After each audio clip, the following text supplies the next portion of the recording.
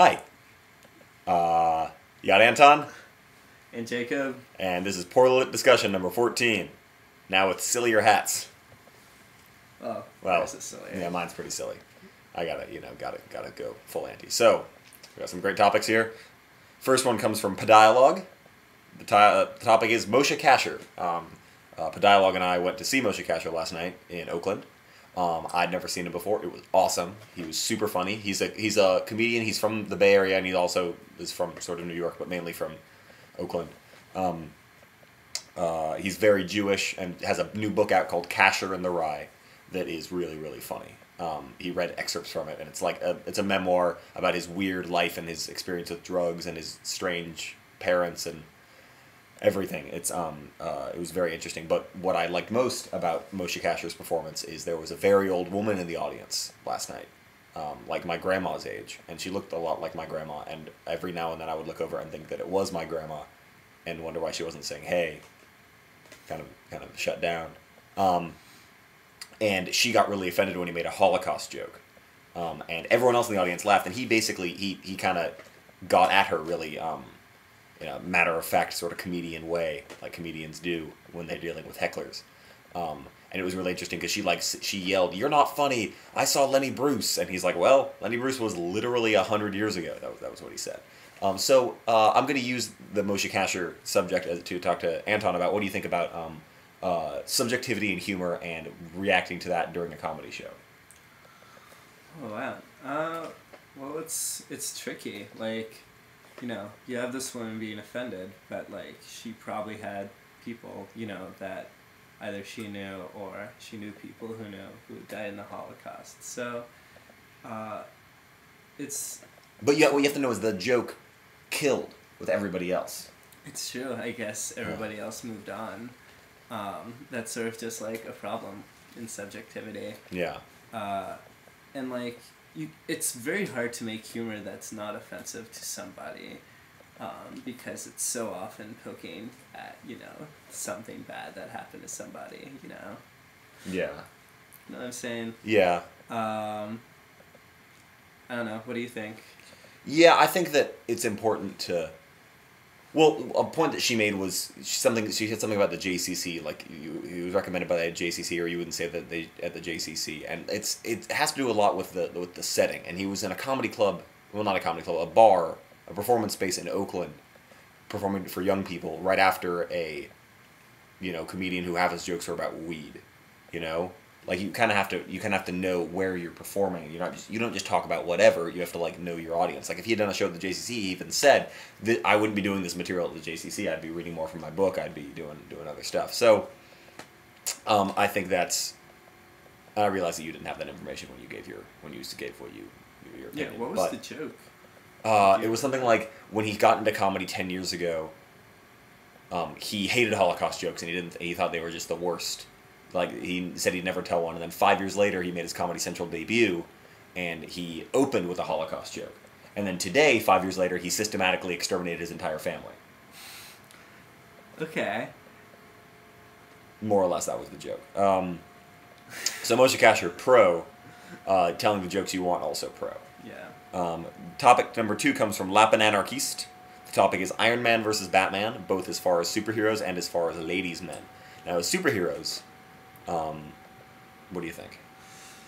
You know, I've always had a soft spot for Batman, but honestly, Iron Man, he's got like the same intelligence I feel like going on. Yeah, more of a technological intelligence than a overall intelligence. Batman's kind of a jack of all trades.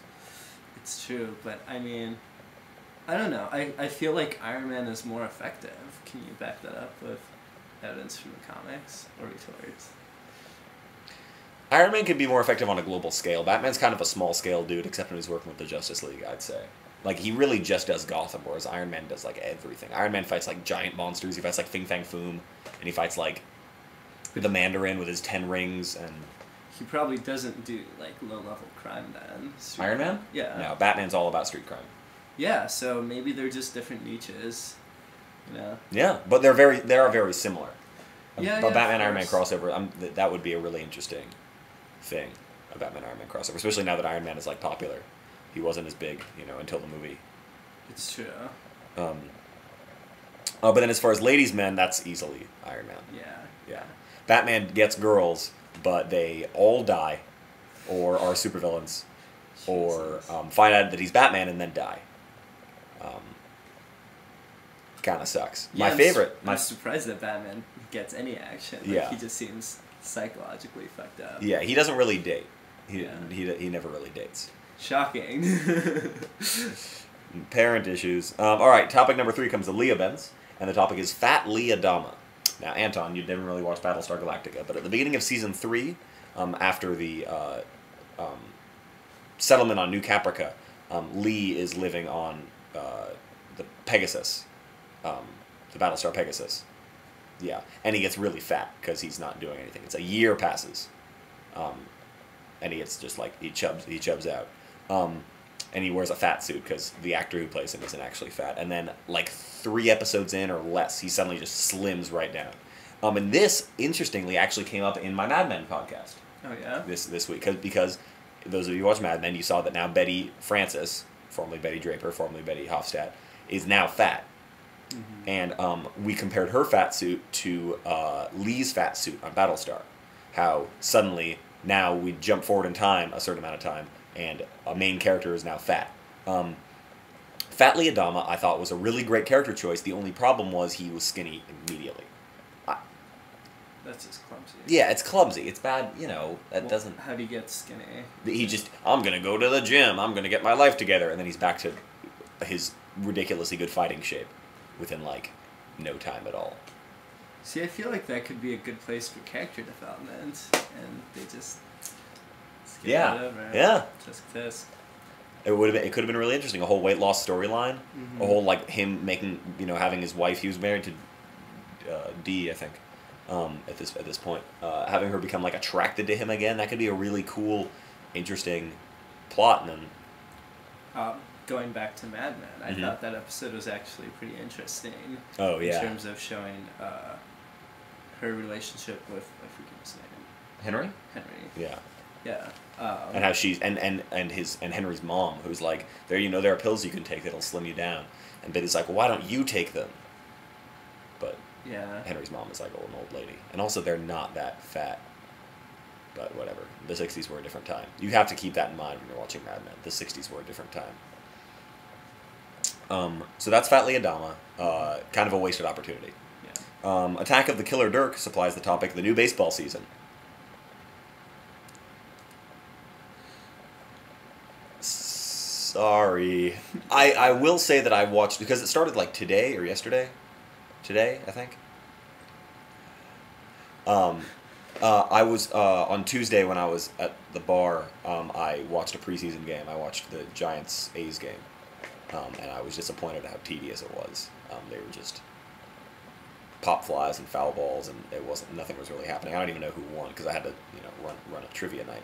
That's what you're supposed to drink when you watch baseball. Yeah, it definitely helps. And I was drinking when I watched baseball. And I was talking to people, but everyone I was around, the bartenders and the other guy at the bar who was watching the game, I'm like, oh, this is a cool game. But he knew everything. He's like, oh, I bet the Diamondbacks are gonna win the World Series this year. And I'm like, oh, well, the season hasn't started yet.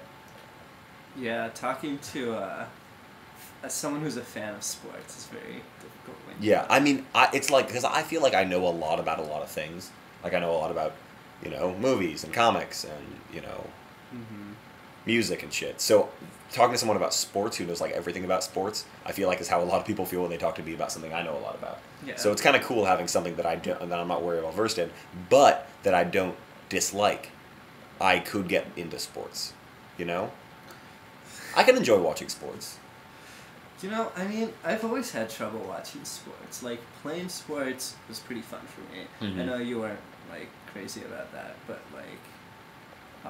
I always really. I'll play baseball. I'll play baseball every now and then. You play baseball? I'll play baseball if someone's like, hey, we're gonna play baseball. I did that once in middle school, but I don't know. Or kickball. Soccer. Kickball's fun. Kickball's awesome. Yeah. Something really low intensity. I won't play football. I really just